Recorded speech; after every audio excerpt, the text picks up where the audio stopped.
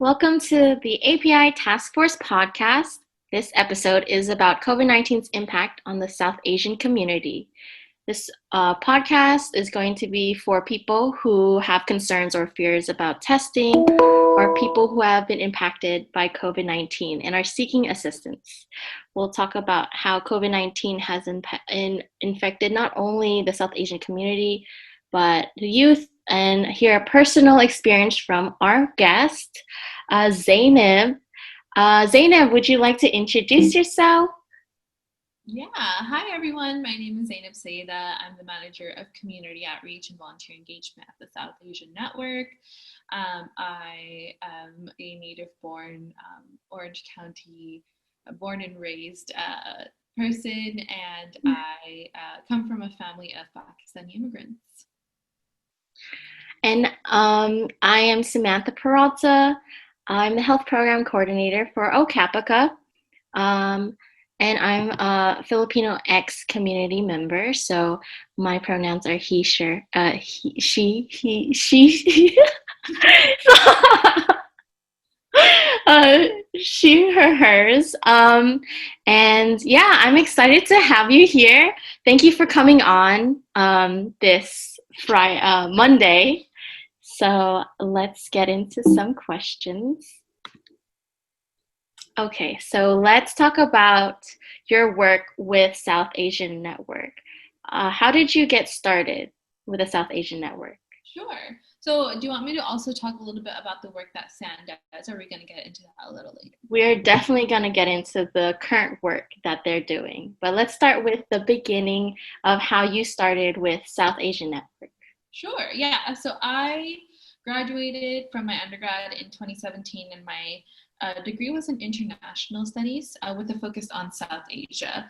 And I had fully intended on doing more international relations work, but throughout my undergrad career, I learned more about how the international and the local are connected, and so are the domestic are connected. And so I started in 2019. In April 2019, I had just gotten back. In January of 2019, I had just gotten back from a fellowship in Lahore, Pakistan, where I was studying the Urdu language. And then I got back and I was just looking for jobs and sort of figuring out my next steps. And then I started at SAN, and I was just interested in working with the South Asian community here in California, in Southern California. And I had been following SAN's work for quite a while. And so I thought, why not apply and see where it takes me. And since then, I have definitely deepened my roots and connections with the community here, but also just my relationship with the community has flourished since I started. Oh, awesome. I love hearing that. It's like a full circle, right? Yeah. Exactly. And I think that the main reason, or one of the big reasons for why I got involved with SAN personally, is because I grew up here in Orange County in Santa Ana, which has a large Latinx and Vietnamese population. And my parents, of course, as immigrants, my father has a Western education. He went to school here in the US, but my mom has very limited English proficiency, and I feel like a lot of immigrant children often end up being the interpreters for their parents. And so for us in Santa Ana, there were very limited resources for the South Asian community specifically. And so I think a big part of why I decided to go further deep into this work was because of that reason, because I want to be that resource for the community that wasn't there for me or for my family at the time that they had immigrated to the country. Yeah, I think that you're right, because even though we are still young, we want to help those that we didn't have before. Exactly. Yeah. So let's talk about some current work that you're doing with SAN. Sure. SAN in general is a now 30-year-old organization. SAN started off in 1990. And currently, our main programmatic focuses are in gender-based violence, community health, and civil and immigrant rights. And so, since the pandemic started, those resources are still very much in need, regardless of the pandemic. And I think that the need has just grown since the pandemic began. But we work with survivors of domestic violence, sexual assault, and human trafficking. And I don't have the exact numbers, but since the pandemic has started, of course, unfortunately, a lot of survivors of domestic violence are living with their perpetrators, and so we are with the perpetrators, and so we are getting a lot more calls from folks in the community about that. And then alongside with community health, our community health work is really around mental health and helping people access public benefits such as Medi-Cal, California food stamps, and just other public benefits that they might need. And of course, since the pandemic started, that need has also grown tremendously. And then, of course, with our civil and immigrant rights unit, this is where we help people apply for U.S. citizenship. We help people just understand the nature of hate crimes and how they can report and the importance of reporting, along with a lot of civic engagement work. And so 2020, even prior to the pandemic, was a huge year for the country and for SAN, it being our 30th anniversary, but also because this was the first time that we received a large amount of funding to do census outreach for the 2020 census with the community, and also voter engagement work. And so with such a big election, such a pivotal election, and on top of that, the census, and on top of that, the pandemic, there were so many layers of things that we were working on. And now here we are at the end of 2020, and we're still really pushing forward. Currently, we are doing a lot of testing, education, and outreach around the coronavirus here in OC, as well as in LA County.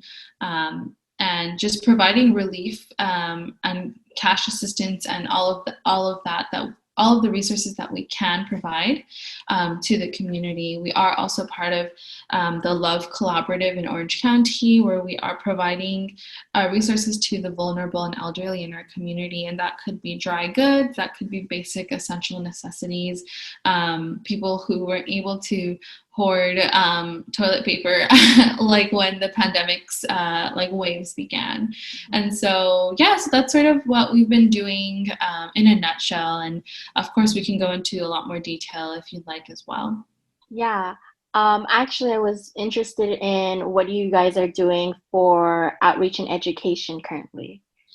Currently, for outreach and education, we are working to just make calls to the community, calling our client list in Orange County and LA County, and letting them know that about what's happening with the pandemic and what resources are available to them.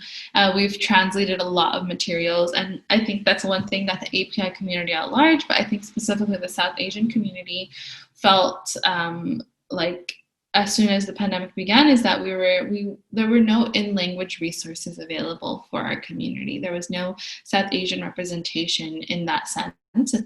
And so we translated a ton of materials and are providing the education in language to our community members. And if people are calling us, and when we call people, just letting them know about what's happening with the pandemic, how we can, safely wash our hands, why it's important not to gather, like telling people what a household is, because I think that's something that's sort of misconstrued, is like the idea of family, especially in Asian families.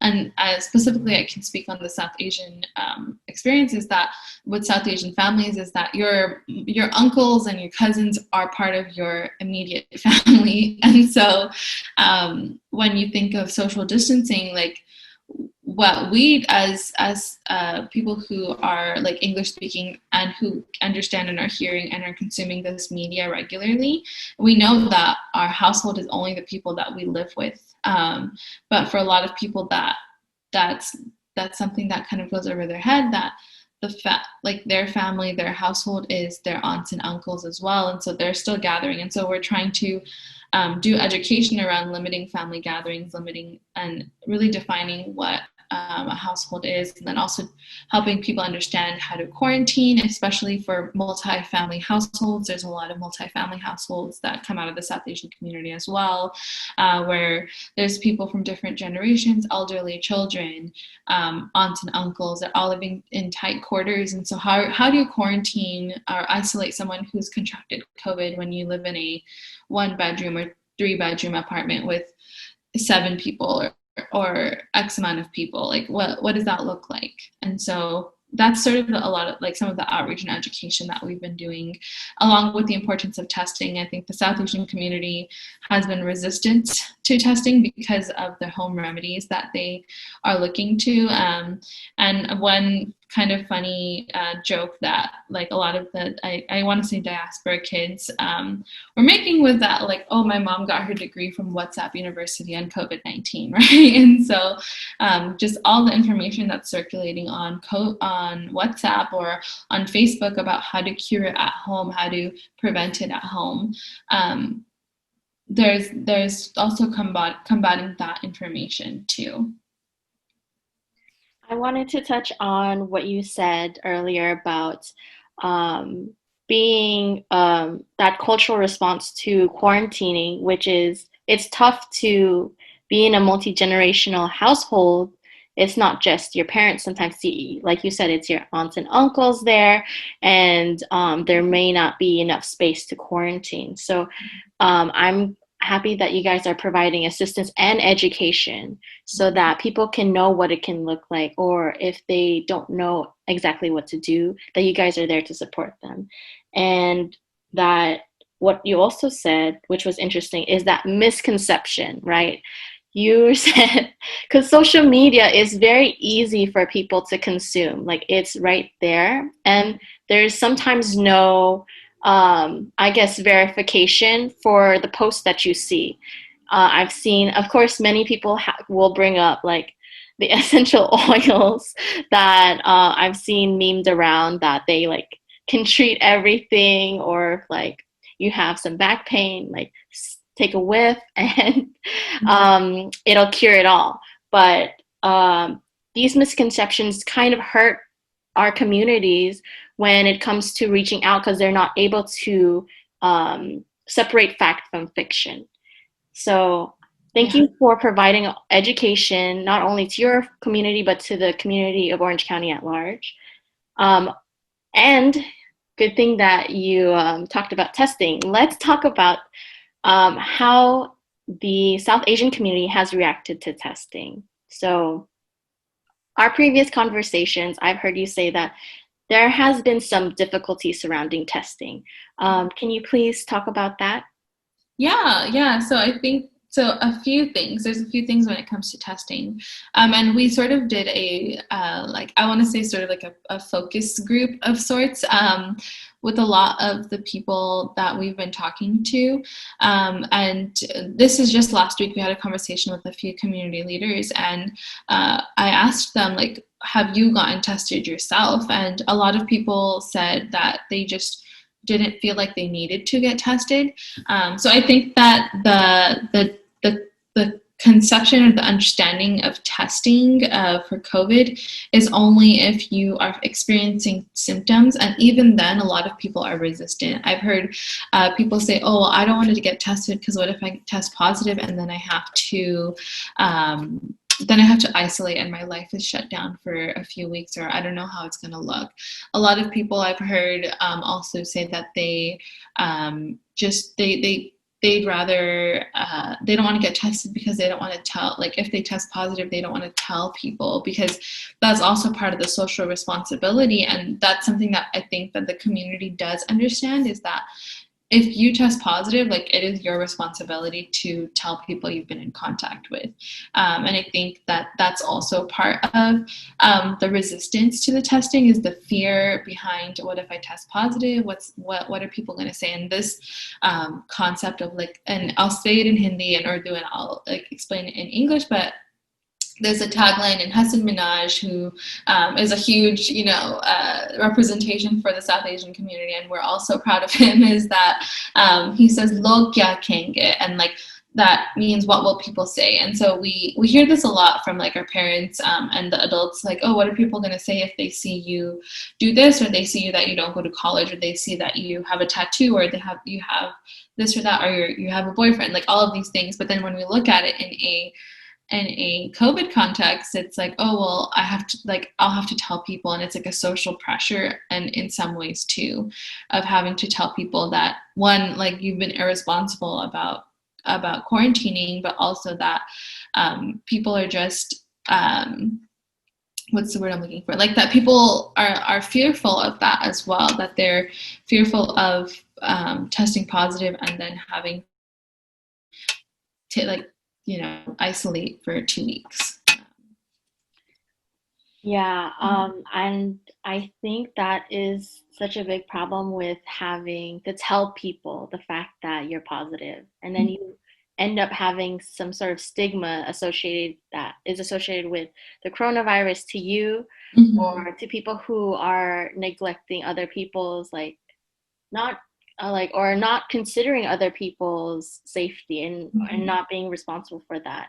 I've heard people at the testing site that we offer at the API Task Force. Some people do come with concerns, and they've said that they have been like not wanting to come to our testing sites, or any testing sites in general, because they fear that just going there, you're going to contract COVID, Mm-hmm. which is Yeah. it's, I think, interesting to hear that, because they're here to make sure that they don't have it. There's more reassurance knowing whether or not you have it than having to guess.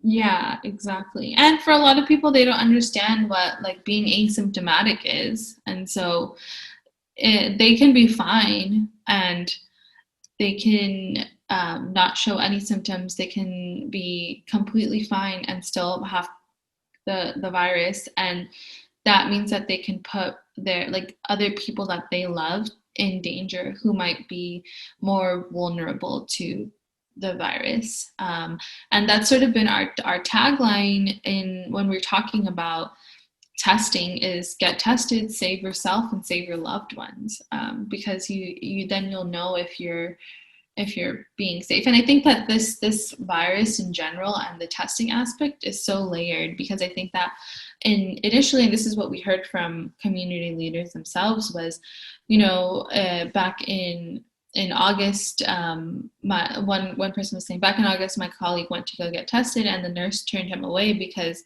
she said that, well, you don't have any symptoms, and so you don't need to get tested. And again, like maybe that was just a misinformed nurse, or maybe it's because resources were limited. But now that we have resources available, people now, like part of what we're doing with the task force is providing that outreach around like the availability of testing and how widespread it is now. Yeah. And I think you're right that it may be, I think, working at like a nursing facility, I've heard that there were testing for, let's say, healthcare workers, but it was limited. So they didn't want to rush and have everyone get tested all at once when they knew that there was a limited supply. But now, I think experiencing this second wave, or even the third wave that might be coming, it's important to get tested. There is this huge um, like pushback with the holidays coming up, with should I go to my family's Thanksgiving or holiday party? Um, should I get tested? Should everyone get tested? Everyone's really anxious about coronavirus during the holidays. So if anyone, and I mean anyone in Orange County, needs assistance, um, OC API Task Force and also South Asian Network is always there to provide assistance. You don't have to do anything crazy to contract the virus. Yeah. Um, Yeah. I have a story that my friend has allowed me to share, but my friend quit his job at a food place because working in food and then always having people being in contact with is tough. So he just did school, did remote, was at home, and didn't do anything crazy until he saw his cousin, right? So family is kind of like a very blurred line. Like you want to be able to be safe, and knowing that you have your family and thinking that they're safe is it's hard. So he saw his cousin, and it had been months, like months, until he realized, like, oh no, like now I'm not feeling well, and I have a fever, and I have to go to the doctor. So it's just that one contact, Mm-hmm. him being at home, doing school, not doing anything, and then one contact. Exactly, Yeah. exactly. And that's all it takes. I heard a story about someone who was having construction done in their basement. This isn't here in California because we don't have basements here, but in their basement, and they were quarantining. They were taking it very seriously. They were at home, and one person who had the virus came. A construction worker came, and that person tested positive for COVID after that, and like they struggled a lot, like, and it was like a very difficult time for them. And so um yeah, you can be at home and the virus can, and I think that that's another thing where people are sort of like the way that people are reacting to this virus is, oh well, if it can happen to anyone anywhere, so why should I be quarantining, or why should I be isolating, or why shouldn't I attend this holiday party if it can happen to anyone at any moment in time? And so that's also sort of been like what the pushback that we've been hearing, and that like I personally have been hearing from my own family members too, is, oh, if it's meant to happen, it'll happen. If I'm meant to get the virus, I'm meant to get it. And so it's kind of silly, and we're giggling about it, but yeah, it's a real notion and thought process. Yeah, that actually is a great segue to the fears and concerns within the community. That's our next slide that we have. We kind of jumped the gun, but yeah, I just want to talk more about like other things that people have said, Mhm. just so that we can address them. And we already shared a lot of it. People are fearful of what others have to say, Mhm. taking that social responsibility. Being able to still celebrate but doing it safely, and family is like always welcome, but we should like cut back on it.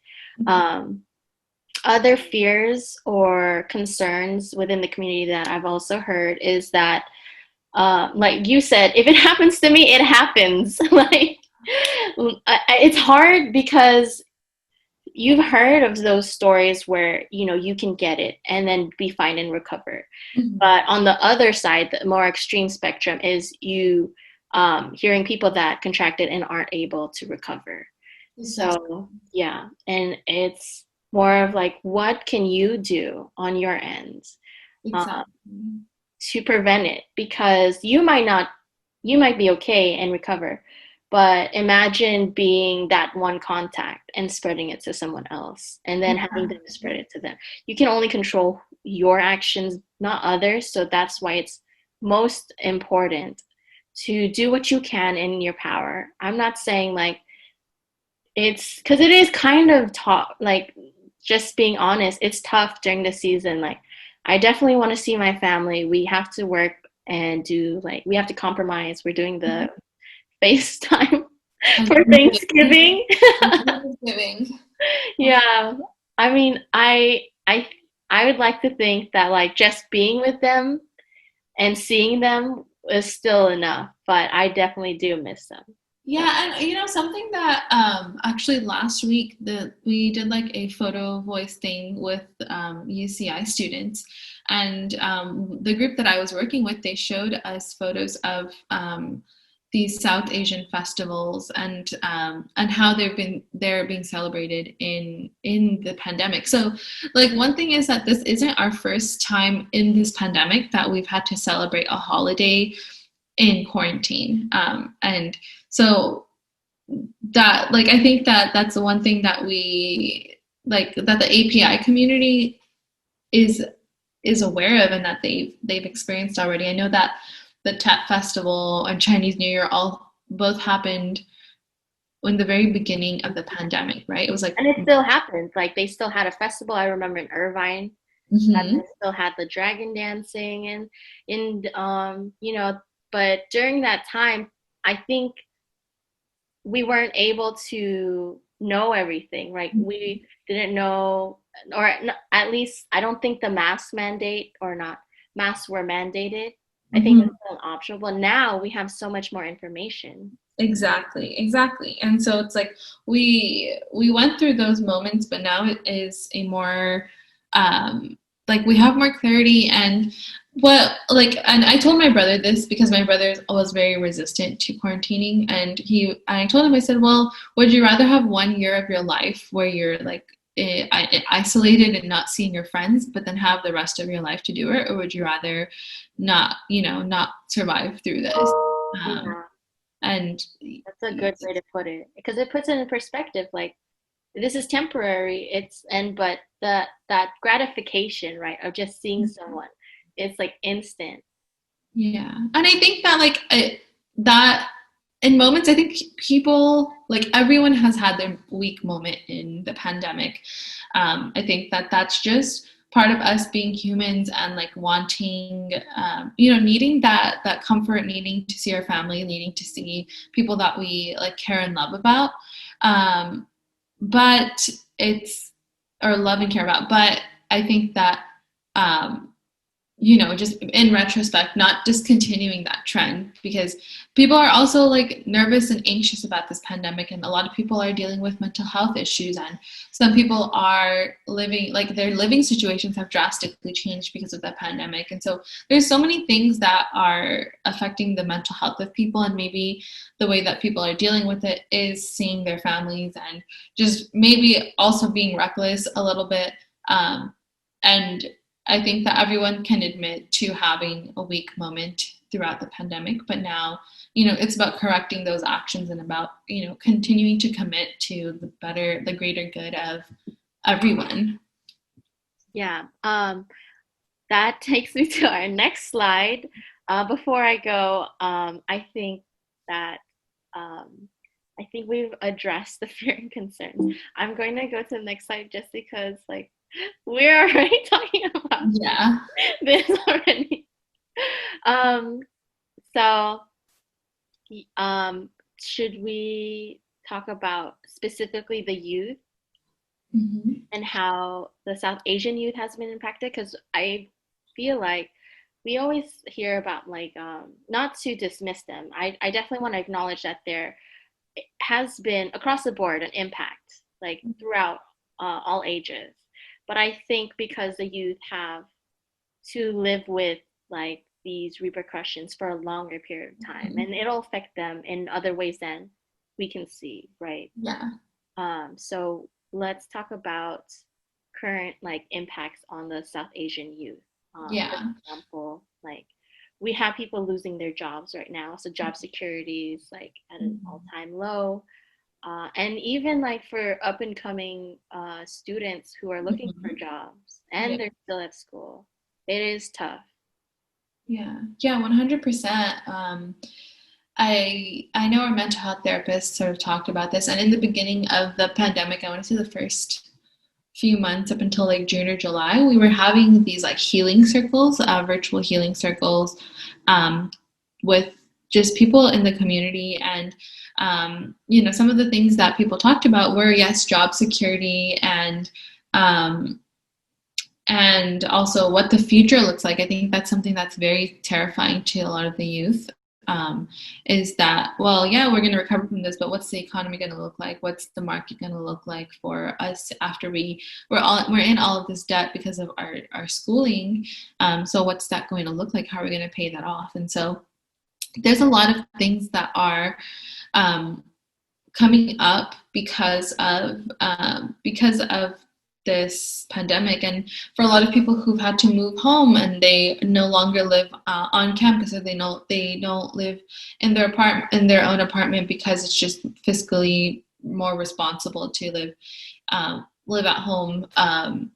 Like for those people, like there's also this like intergenerational communication, and that like how they're able to now live with their parents, and how they're able to communicate and set boundaries and all of these things. And so those are, I think, like the hidden impacts on the youth in general, but I think specifically on South Asian youth, from what we've heard from the community, that's been a huge thing, along with job loss, along with supporting your family. I think that one thing we also see a lot of in the community is that like children usually take care of their parents as they grow older, and so I think that's something that in the West is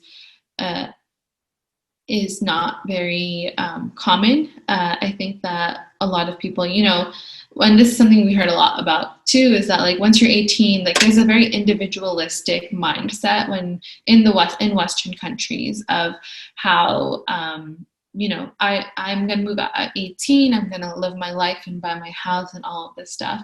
Whereas I think for a lot of Asian families, and maybe even like other immigrant families, it's not like that. You carry your family with you as you continue to move forward in life. So like the fears that are associated with what the future looks like, what the job market looks like, and then how am I going to take care of my parents, or I need to take care of my parents and my family as well. So I think that, yeah, there's like a lot of layers. And then I think especially also for the really youngsters, the young 5 to 7 year old kids, and maybe even up until like 13, like these kids are now, like their social aspects of their lives have been completely changed. They're not going to school. They're at home. They're on screens all the time. They're not seeing their friends in person. And I think the way that they're being socialized, like we don't know what that's gonna do. What that's gonna do to them 10 years from now, or how that's going to change the way that they are 10 years from now. So that's something that I've been thinking about a lot when I look at my like nieces and nephews, is, well, these kids are very young. So even like the newborns, like they're seeing people in masks from the day that they're born, or and how is that going to impact them in the future? Yeah, I think that my little cousins, they've said, or they've kind of told me that for school, it's taken away a lot of the fun that they Mhm. enjoy. And that even though they have to learn the same material, it's at a much faster pace now because they're at home and it's easy just to get on screen and then kind of do the lesson and not really think about, oh, how was your weekend? How are you doing? And I think that that makes sense because teachers have to adapt. And they adapted quite fast, right? Because all of a sudden we have to go home and schools are closed. We don't have, sometimes some students didn't have lunches because I believe that some of the students come to school and they are given lunches and that's their food. Yeah, So exactly. it's tough now hearing them say that they don't look forward to going to school because they can't Mhm. see their friends. They see their friends, but it's different when you come to school and you see them and you interact with them, while it's on the screen, it's a little bit less personal or it's Mhm. less intimate for them. Yeah, absolutely. I have a few friends who are in like I have a friend who is a teacher, and she talks about the ways that her students, she teaches fifth grade, and so the ways that her students have been dealing with this pandemic. But then I also have a friend who's like a mental health counselor in LAUSD, and she had recently talked about how um, her like one of her like a few of her students, like I think twice in 1 week, they talked about like suicide, or like they researched suicide on like this school given provided computer. Oh, And so really? like Okay. yeah, like those things are being monitored, right? Like a lot of the people who are given Chromebooks, like teachers can monitor what they're watching, like YouTube, if they're like um, doing other things while they're supposed to be in class or doing schoolwork. And so like there's like young kids that like it's affecting their mental health, and we don't know what their household circumstances are. And this is also includes the South Asian youth. Like we don't know what the household circumstances look like. Are we work with survivors of domestic violence, and that includes child abuse? And so like are we like how is being at home impacting children, and like children who come from like abusive households? And so yeah, I think that's a very heavy thing to think about, but it's a reality, and it's not something that we can brush under the rug. Yeah. And but as you said, South Asian Network has been working with those clients Mm-hmm. to provide support, assistance, mental health counseling. Mm-hmm. So that's always a resource if anyone needs, just to talk to someone. I mean, we're always here to help. For those of you who are affected by the pandemic or COVID-19, just know that you can get through this together. We will provide assistance for Orange County. Um, what is the South Asian Network providing for our community today?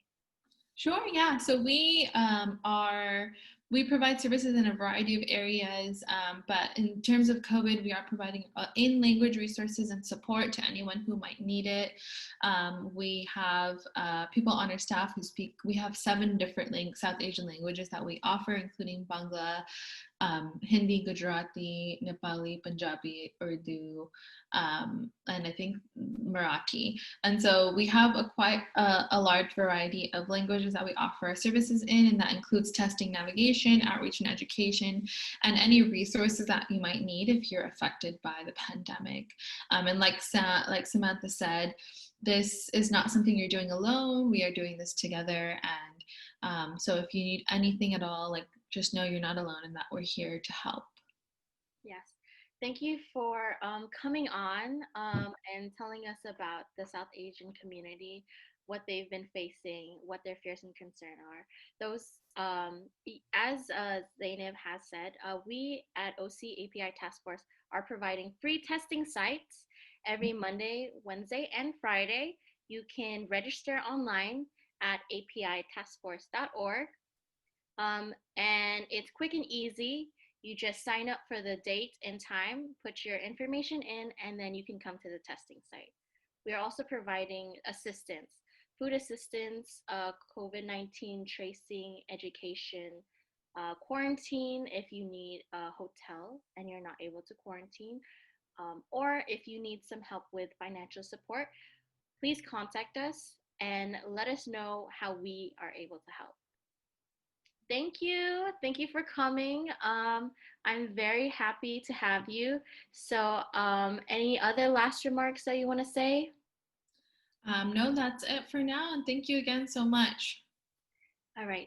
Thank you for listening to our podcast. I'll see you next episode, which is going to air next Friday. All right. Bye. Bye.